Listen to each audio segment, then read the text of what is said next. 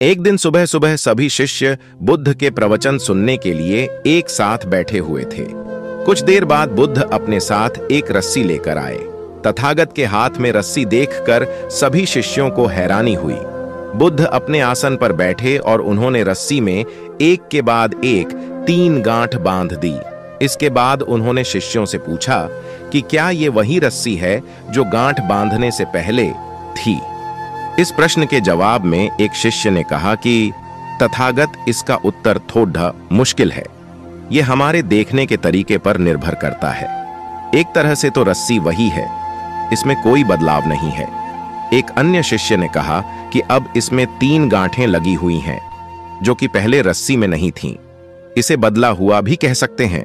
कुछ शिष्यों ने कहा कि वास्तव में मूल रूप से रस्सी वही है, लेकिन बदली हुई दिख है, लेकिन इसका मूल स्वरूप बदला नहीं है। शिष्यों की बात सुनकर बुद्ध ने कहा कि आप सभी सही बोल रहे हैं, अब मैं इन गांठों को खोल देता हूं। ये बोलकर बुद्ध रस्सी के दोनों सिरों को खींचने लगे। बुद्ध ने पूछा कि क्या इस प्रकार रस्सी की गांठें खुल जाएंगी।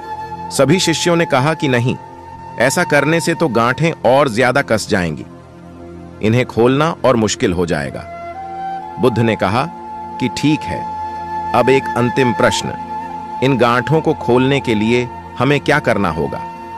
शिष्यों ने कहा कि हमें इन गांठों को ध्यान से देखना होगा, जिससे हम जान सकें कि इन्हें कैसे लगाया गया है। इसके बाद हम गांठें आसानी से खोल सकते हैं। बुद्ध इस जवाब से संतुष्ट हो गए और उन्होंने कहा कि यह सही बात है।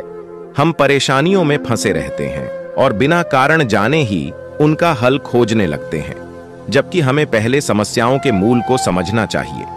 जब समस्याओं की वजह समझ आ जाएगी तो उन्हें सुलझाना बहुत ही आसान हो सकता है। दोस्तों, वीडियो अच्छी लगी हो तो वीडियो को लाइक करें और चैनल को सब्सक्राइब करें और कमेंट करना ना भूलें। मिलते हैं अगली वीडियो में। नमो बुद्धाय।